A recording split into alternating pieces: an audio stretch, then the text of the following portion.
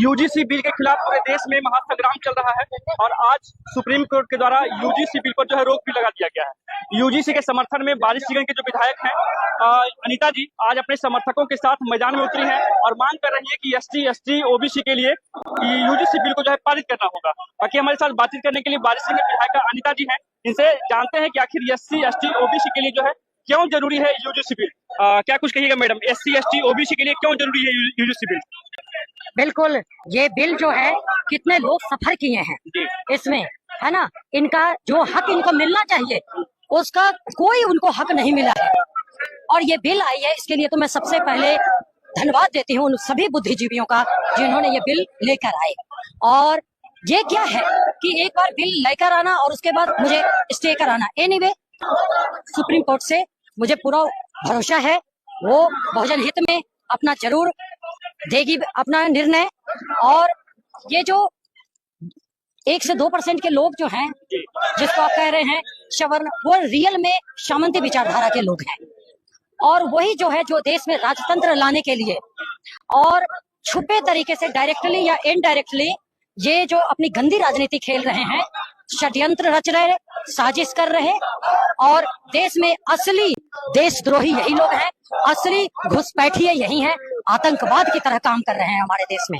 आप logically, practically और data अगर आप देखें, विश्लेषण करें हर चीज का, तो ये बोलती कुछ है, करती कुछ है, दिखाती कुछ है, पेपर में कुछ होता है।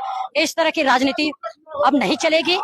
आपको बहुजन के हक देना ही पड़ेगा, सत्ता पे बने या ना बने हम, लेकिन हमारा काम सामाजिक न्याय की लड़ाई लड़ते रहना है और सामाजिक न्याय की लड़ाई और संघर्ष जो है उसमें हम सफल होते नजर आ रहे हैं। और निश्चित रूप से मैं बहुजन समाज को बोलूंगी कि आप लोग सब एकजुटता की जो परिचय दिए हैं, जागरूकता की जो परिचय दिए हैं, इसको रुकने नहीं देना साथियों।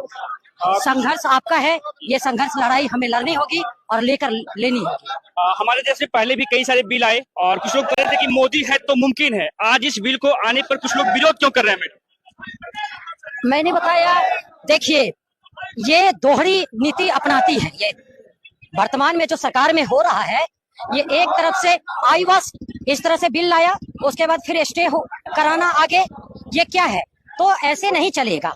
बिल आई है तो उसका मोस्ट वेलकम है, बहुजन के हित में आई है, मोस्ट वेलकम है और सुप्रीम कोर्ट से हमें पूरा उम्मीद है, आशा है, भरोसा है और पूर्ण भरोसा है कि बहुजन के हित में। बहुजन के नायक अशोक महतो कहलाते हैं, आप उनकी पत्नी हैं और वारिसलीगंज विधानसभा से नवनिर्वाचित हुए विधायक के रूप में। एससी, एसटी, ओबीसी, जनरल सारे लोग जो आपको वोट किए हैं और ये यूजीसी बिल को लेकर जो आप समर्थन कर रहे हैं, इसमें कुछ लोग जनरल कैटेगरी के जो लोग हैं विरोध कर रहे हैं, क्या लगता है वो आपसे भी कुछ खफा होंगे या नहीं? देखिए, जनरल कैटेगरी के लोग जो हैं वो कुछ लोग, तो वो जो कुछ लोग हैं वो सामंती विचारधारा के लोग हैं।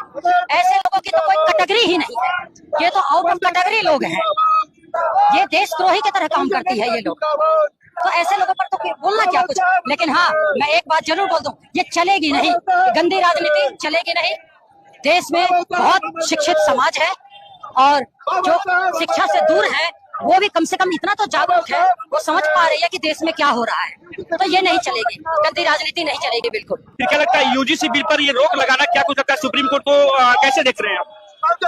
देखिए, जब सुप्रीम कोर्ट का अभी रोक लगाए हैं, उनका क्या निर्णय आता है उसके बाद ये बात करेंगे, लेकिन मुझे भरोसा है कि वो बहुजन हित में और सभी के हित में जरूर काम करेगी। बाकी हमारे साथ बातचीत करने के लिए वारिसलीगंज से विधायिका है अनीता जी पोथी और इनका कहना है कि हर हाल में यूजीसी बिल को जो है लागू करना होगा, एससी, एसटी, ओबीसी के जो लोग हैं उनके हित के लिए ये बिल को जो है लाना होगा। बाकी देख सकते हैं अशोक महतो जी हैं, कुमारी अनीता जी हैं, जो अपने पूरे समर्थकों के साथ ये वारिसलीगंज मैदान में पैदल यात्रा कर रहे हैं और कह रहे हैं कि ये बिल को जो है हर हाथ में लागू करना होगा। बाकी आप लोग जानते ही होंगे कि आज जो है सुप्रीम कोर्ट के द्वारा इस बिल पर जो है स्टे लगा दिया गया है